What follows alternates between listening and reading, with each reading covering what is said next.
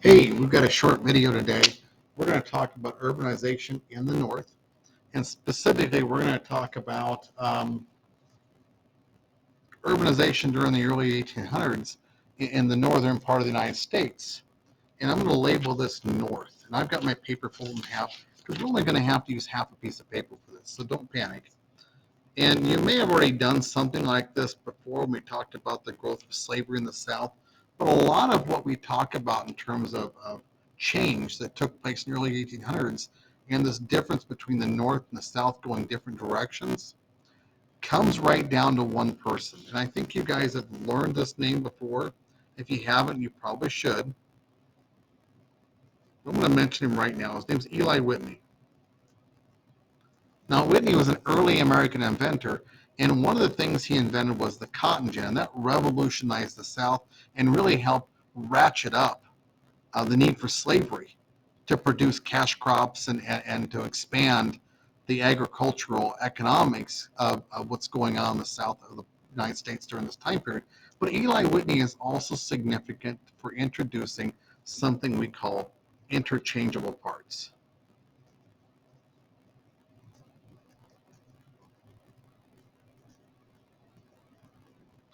And I don't know if you know the story or remember the story, ever heard the story of Eli Whitney introducing this to Congress through the assembly of guns.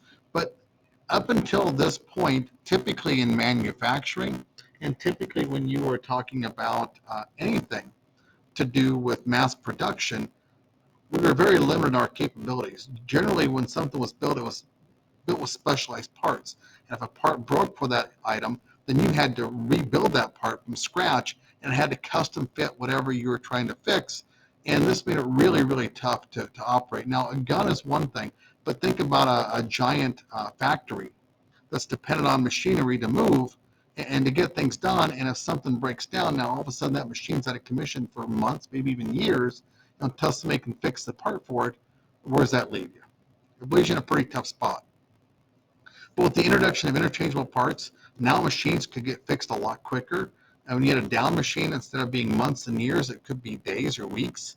And all of a sudden, the idea of owning a factory was a much more profitable idea. So you see a lot of factories starting to sprout up around the North.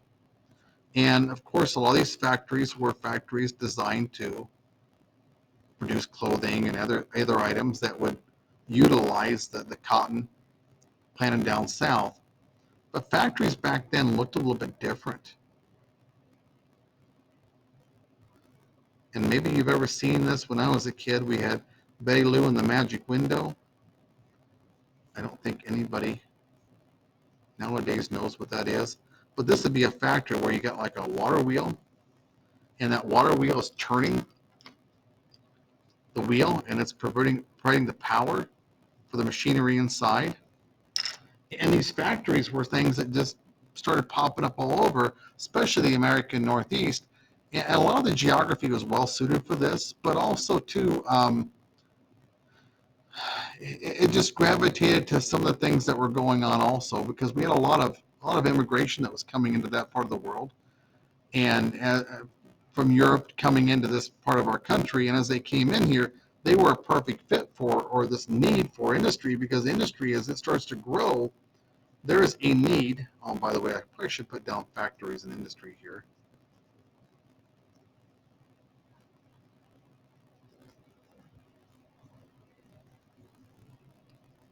There is a real need for more workers.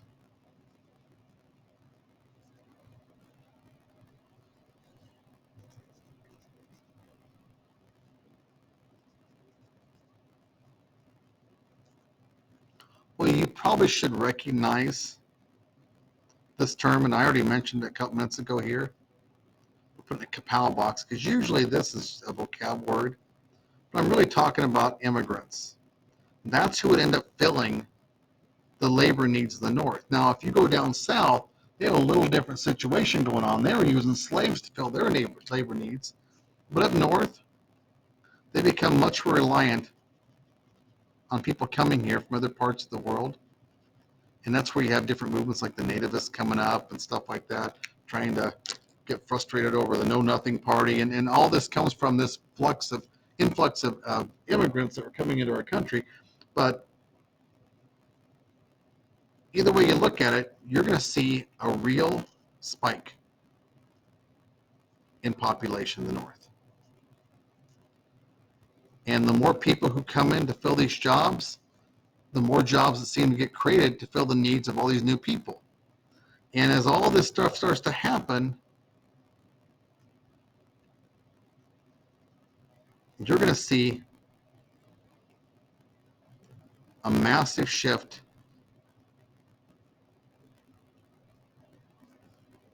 with the urbanization of northern United States. And this is where these big cities come to play.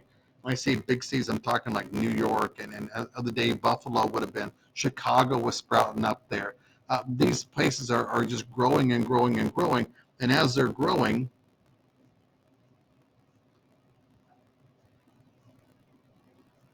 so are other things with them. What do you think that is? It's a beautiful skyline of our beautiful city that's growing from urbanization. Maybe I should write this down.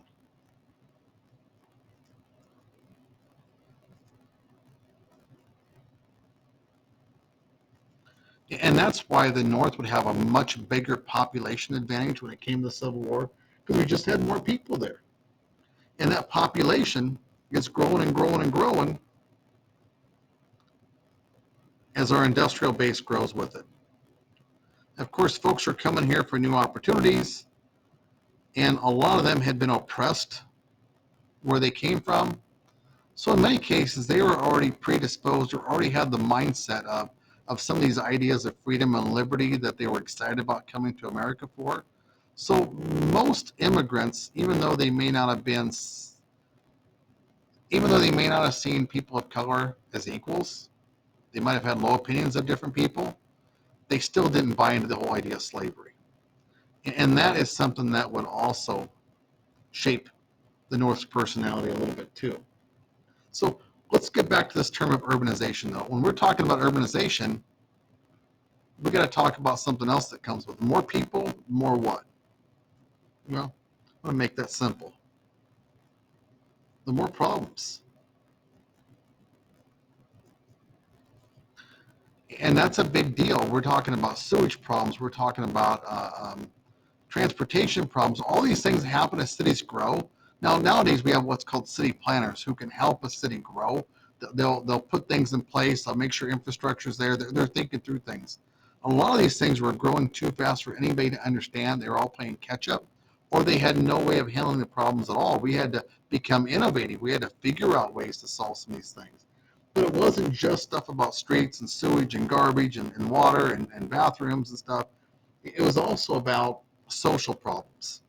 It was about serving the ills of society. And I try to use this conversation to open up the door for a movement that took place in our country. We've had several of these movements. But what I refer to as the Great Awakening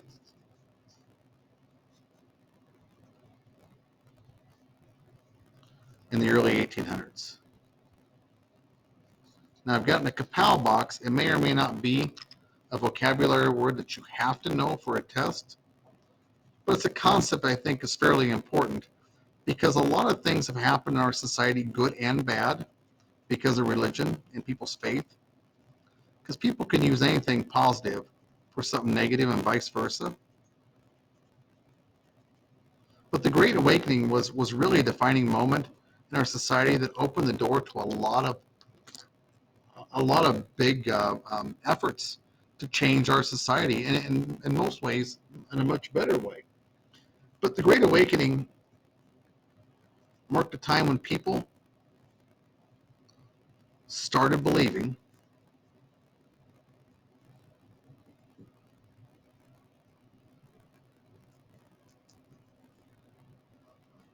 that they could be saved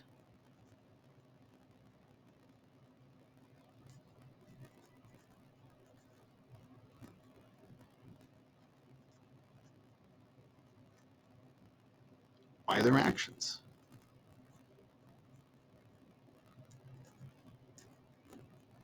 Now, without getting too much into religion, because this isn't a religion course, and I definitely don't have enough